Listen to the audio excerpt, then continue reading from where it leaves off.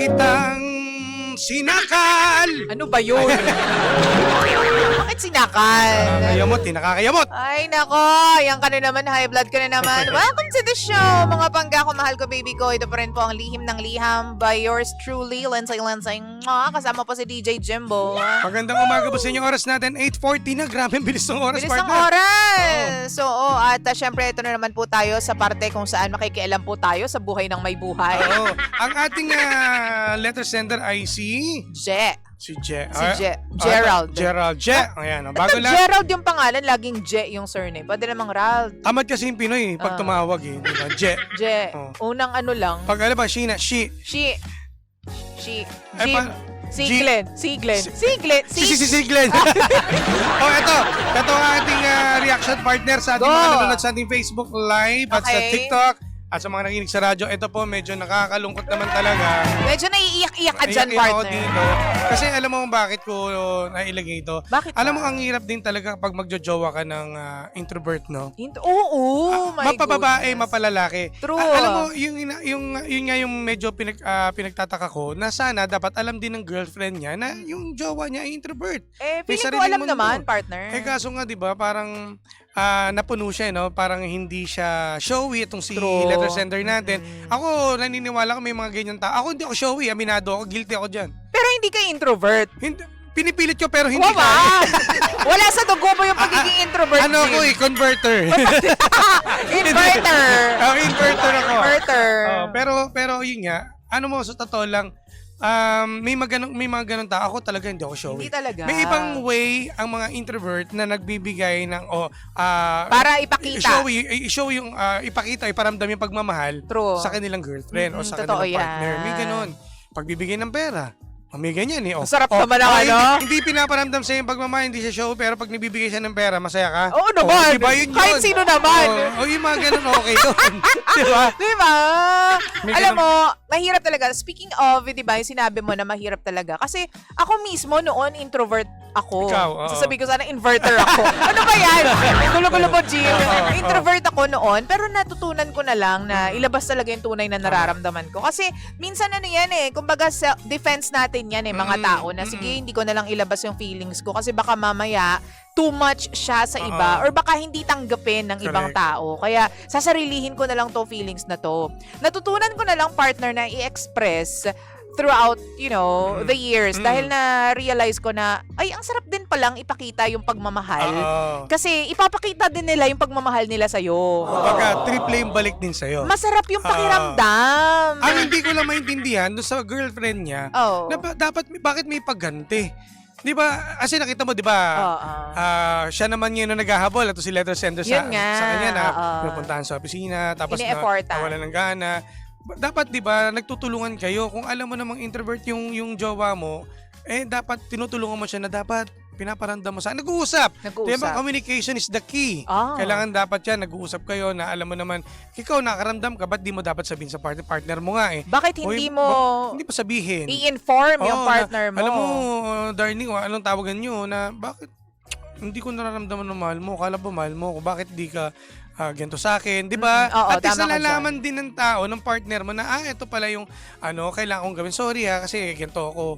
Ganito ako yung una. Hindi ako, parang iniisip mo, wala akong pakialam. True. Hindi kita mahal. Pero Mahal kasi kita. partner, kapag introvert ka, mahirap para sa'yo na mag-express ng nasa isip mo, ng nararamdaman mo. Kaya, yun yung feeling ko para dito kay Je. Oo. Hirap na hirap siyang i-express yung nararamdaman niya. Kumbaga naninibago. Kasi nga sabi niya rin, nag-overthink siya.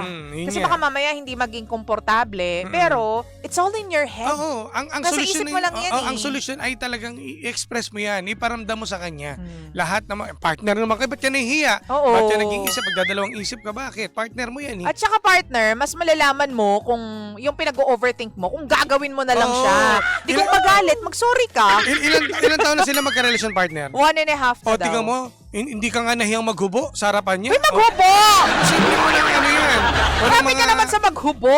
Yung feelings mo, hindi mo maparamdam sa kanya, yung palang mga ibang klase. Diba? Nagagawa mo. Mali yun. Oo, nakakaloka, diba? And sinasabi nga natin dito, may mga pagkakataon talaga na hirap tayo mag-express. Pero kapag alam mo yun, kapag mahal mo yung isang tao, Dapat the more di mo nga tinatago. dapat. Pero kasi, naiintindihan ko rin, partner, na the more din na mas magiging cautious ka eh. Kapag mahal mo yung tao, kasi baka mamaya ma-off siya, or baka mamaya maging too much nga for her to handle. Kaya naiintindihan ko yung pagiging maingat nitong si Je. Pero yan nga, ang produkto niyan is, baka sa sobrang pag-iingat mo, mawala naman sa'yo yung minamahal mo. Walang say-say kasi na pag halimbawa may pagkakamali ka nagawa, huwag mo isaluhin. Hindi ba na itatama naman yung mali eh. Diba? Eto, basa tayo ng comments dito. Baka kahit pa paano makakuha ka, Je, ng opinion or comments mula sa ating mga pangga. Ano yan, partner? Sabi ni Hima Wari, Gerald, kung ganyan rin lang naman ang sitwasyon nyo sa isa't isa na hindi na kayo komportable, better na maghiwalay na lang kayo kaysa baka mapunta pa yan sa ghosting. Totoo! At saka ang pangit kasi na meron kang pinipilit na tao, partner, para lang maging karelasyon mo. Ang pangit ka kapag pilitan lang. Eto nga may sagot dito, habol niya, ang pag-ibig sa isang tao ay hindi pinipilit. Ayun na nga! Tandaan nyo sakto dun sa sinabi ko. Sabi naman ni Grace Lasal, hello DJ Lindsay, sexy at pogi DJ Jimbo. Wala nang patutunguhan pa ang relasyon nyo at mabuti na lang maghiwalay kayong dalawa kesa ipilit mo, di na kayo komportable sa isa't isa. Ikaw ang may kasalanan yan, Je. Sabi ni Juan Carlos, move on. Napaka-simpleng sagot. Pero may laman. Move on na lang. Diba? Daling kausap, move on lang. Sabi naman ni Terry Peralta, gandang morning mga DJs. Ang gulo na ng mundo, sumabay pa kayong dalawa. Ang sabi pa dito, wag nyo na pong ipilit kasi parehas lang kayong masasaktan. Hi! Ito naman, sabi naman ni, ito, yung friend mo to, di ba? Sino yan? Si Arch. Oy, my friend. Hello, dude. Have some self-respect. Mukha kang desperado sa mga ginagawa mo. You can't change your personality. Obvious na hindi kayo compatible. Huwag ka nang umasa na babalik pa yung dati ninyong dalawa. It is clear that she wants out of the relationship. Set her free para pareho kayong mag-start ng mag-heal. Appropriate song for this is Set You Free by Side A. Ang Wow! May theme song pa! May recommendation pa. Sabi ni Leonardo, basta ako, intro voice, kagaya sa'yo DJ Jimbo hindi hiwalay kung hiwalay. Marami naman dyan, hindi kayo comfortable, not compatible result, do not comfortable, di ba? Ano daw? Sige, okay na yun. Ano yan? Ano pa yan, partner? Hirap niyan. Ako kasi showy ako. Action talaga. Kasi pag hindi mo ibalik yung ginagawa ko para sa'yo, nakakawalang gana eh. Kasi wala naman akong naging karelasyon na hindi showy, hindi introvert kasi nahahawa sa pagiging baliw ko eh. Alam mo minsan, kailangan din ng yung girlfriend niya, natulungan din tong si Je na para, alam mo, ang introvert hindi naman panghabang buhay yan eh. True. Ay, ikaw nga nagbago eh. Unless gustuhin mong magbago. Oo, dapat gawin din ng part ni girlfriend niya na pilitin niya maging showy din yung partner kasi nasa sa inyo at magtutulungan kayo diyan eh. Ang introvert hindi masama, pero pwede magbago kung kwela yung girlfriend mo, 'di ba masaya, mababago mo yung totoo. Magiging madaldal, baka mas maging madaldal pa sa iyo yun. Oo, yun ay kung gugustuhin niya rin na makipag-jive sa'yo. Kasi partner, kapag ayaw niya talaga, wala talagang magagawa eh. Totoo. Kung ayaw niya talaga. Pero kung mahal ka talaga niya, or mahal mo talaga siya, you'll be willing to change for him or her, di ba? Ito, sabi ni Atina, walang babaeng gustong mahalin ng tahimik. Ay, totoo. Mas masarap mahalin at magmahal ng loud and proud ka. Pero syempre, with privacy pa rin. Tama naman. Di ba? Naalala ko yung relasyon ko na noon dati, hindi ako kinikita out in the open. Talaga? Oo, may ganun eh. Nakakayamot, ang sarap tampalin sa mukha, kala mo pogi. Kung i-pepper gano'n, kasi nasa isang taon at kalahati na silang magkarelasyon, no? Pwede naman siguro, I think ginawa naman ng girl yung part niya. True. Kung may problema tong si Je, pag-usapan talaga. Kung hindi kayang maayos, well, pwede na kayong go on with your separate lives. Ganun lang. Oo, no? Again, ang bottom line nito, partner, is that kung mahal ninyo yung isa't isa, talagang magsasakripisyo kayo at magtutulungan kayong dalawa, tutulungan ka, Je, ng girlfriend mo para kahit paano manumbalik yung pagmamahal niya sa'yo. At ikaw willing ka naman na gawin yung mga bagay na hindi mo nagawa dati. I mean, yung pagkakamali mo, pwede mo itama yan. Je, pwede yan, hindi pa huli lahat. Oo. O kaya, simulan nyo sa pag-uusap, sa magandang pag-uusap na willing akong magbago para sa'yo, bigyan mo lang ako ng pagkakataon. Tama kasi, naman. you say it out loud to her. Sabihin mo, natatakot kasi ako na baka mas nahihirapan ka lang dahil sa nangyayari sa ating dalawa.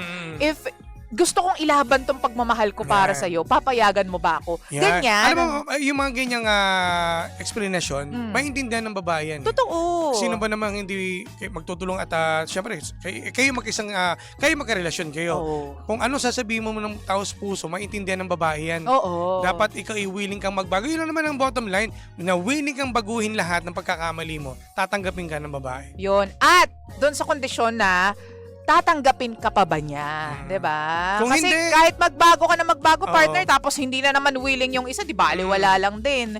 'Di ba? Bago ka kasi. Bago. Uy. Pero kung wala talagang mangyayari, huwag mo nipilit. Sabi nga Oo. nila, 'di ba? Sabi ng mga chismosa nating commenters, kung hindi na kayo move on na lang at makanya-kanya na lang. Di ba? Total isang taon kalati pa lang, pwede pa maghiwalay yan. Kasi ang fear ko lang dito, partner, is that pag hindi niya to na-correct, baka mamaya madala niya pa sa susunod na relasyon. Tapos gano'n na naman yung mangyayari. So ilaban mo muna, give it your 100% laban. muna. Tapos kapag wala talaga, wala nang, sa tingin mo, wala nang saysay, partner, di ba? Ito na yun. Ito na yun, yun na Ibig yun. sabihin, exit ka na. Exit na. Mm. Parang kaming dalawa ni Jimmy, exit na kami. Exit na kami dahil kami OT na, dahil partner. Maraming salamat.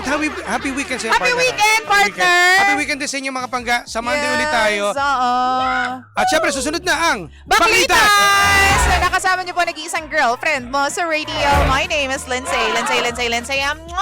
At ang inyong Jimbo Labog na Jimbo Lisis DJ. Ako po si Jimbo. At partner, Oy. pati ko lang ng happy birthday si Rosalie Pascual Santos. Happy birthday, Mare. Kita-kits mamaya. Happy birthday! At syempre ni Mayan, tayo pa rin po ang number 106.7 Energy FM. Pangga mo sabihing radyo. Sabihin mo! Energy! DJ Lindsay at DJ Jimbo. Energy sa umaga.